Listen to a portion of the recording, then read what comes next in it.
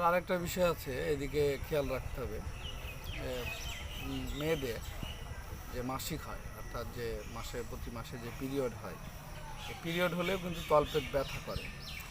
সেক্ষেত্রে দেখা যাবে অনেকের তলপেট যে ব্যথা, এটা কিসের কারণে অনেকে কিন্তু বোঝে না যে আসলে এটা পিরিয়ডের জন্য হচ্ছে না ইউরিনারি ট্র্যাক্ট ইনফেকশনের জন্য হচ্ছে। এইগুলো আবার আমাদের ভালোভাবে দেখতে হবে, পর্যবেক্ষণ করতে হবে। যদি দেখা যায় যে তার পিরিয়ড, তাহলে পিরিয়ড অবস্থায় তলপেট ব্যথা করবেই।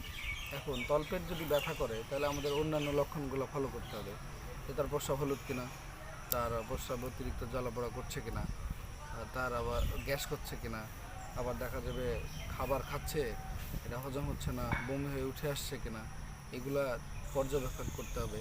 এগুলো পর্যবেক্ষণ করার পরে যদি মনে হয় যে না এটা ইউটিআইয়ের লক্ষণ, তাহলে একটা ভালো ডক্টরের কাছে যাইতে হবে।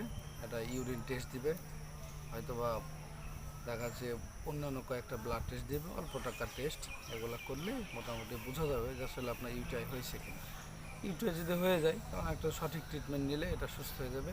7 দিনের মতো সময় লাগে, কারো কারো 7 দিন থেকে 14 দিনও সময় লাগতে পারে। এই ছিল আজকের টপিক। আসসালামু আলাইকুম।